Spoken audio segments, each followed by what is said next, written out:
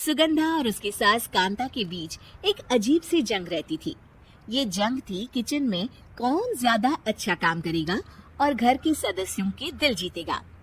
और उनकी इस जंग में हमेशा कुर्बान होते थे उनके दोनों पति। कैसे? आइए देखते हैं इस किचन पॉलिटिक्स की कहानी में। एक दिन किचन में, माँ जी, आज मैं बना रही हूँ मेथी की सब्जी।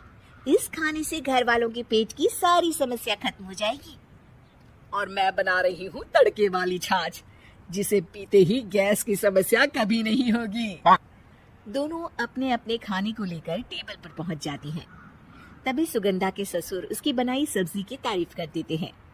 अरे वाह, मेथी की सब्जी भी बनी है, बड़ी ही स्वादिष्ट है। वाह बहू वाह।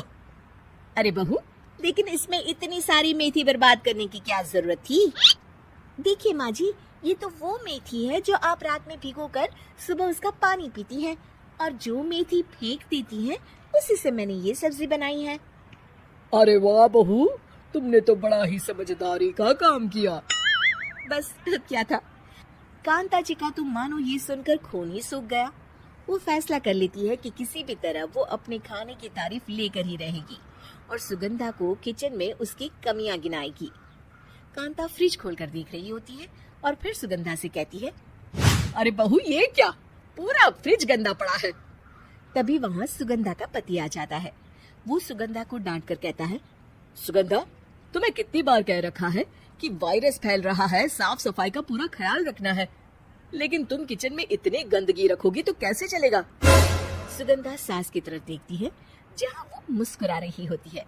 सुगंधा समझ जाती है कि सास ने उससे बदला लेने के लिए ये सब किया है। दोनों रात के खाने की तैयारी में लग जाती हैं। दोनों ना एक दूसरे की तरफ देखती हैं और ना ही एक दूसरे से बातें करती हैं। रात को खाने के टेबल पर एक एक कर दोनों कई तरह के अलग अलग व्यंजन टेबल पर लगा देती हैं और अपने अपने पति के पास जाकर खड़ी हो जाती हैं। अरे खाइए जी खाइए, मैंने बड़ी मेहनत से बनाया है। प्लेट में वो खाना डालती है।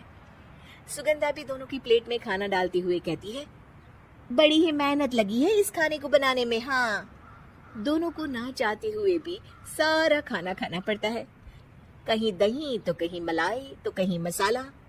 और इन सब के बाद दोनों बड़ी ही मुश्किल से अपने कमरे में सोने जाते हैं।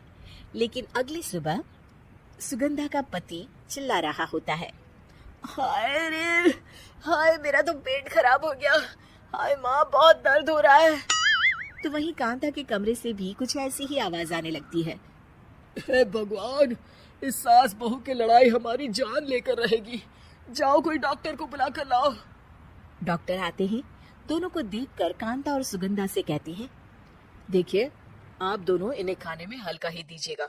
हो सके तो रात का खाना जल्दी खाया करें और वॉक किया करें। इतना कहकर डॉक्टर वहां से चले जाते हैं। जिसके बाद एक बार फिर से दोनों बहुएं किचन में जाती हैं और खाना बनाने में लग जाती हैं। रात में खाने की टेबल पर दोनों एक बार फिर से खाना लगाने लगती है। पापा जी, मैंने ये पतली मूंग की दाल की खिचड़ी के साथ ये पापड़ और पुदीने की चटनी भी बनाई है। अरे बहू, अभी अभी बेचारे पेट की बीमारी से गुजरे हैं, इतना भारी खाना तो डॉक्टर ने भी मना किया है ना।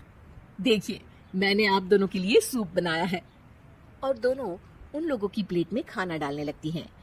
तभी दोनों एक साथ बोल पड़ते हैं, बस करो, हमें माफ करो, हमें नहीं खाना इस घर में, ना खिचड़ी और ना ही सूप। हम इंसान हैं, एक वक्त में एक ही खाना खा सकते हैं।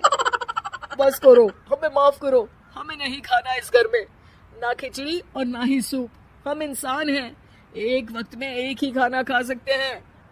इतना कहकर वो दोनों वहां से चली जाती हैं। कहानी का अंत।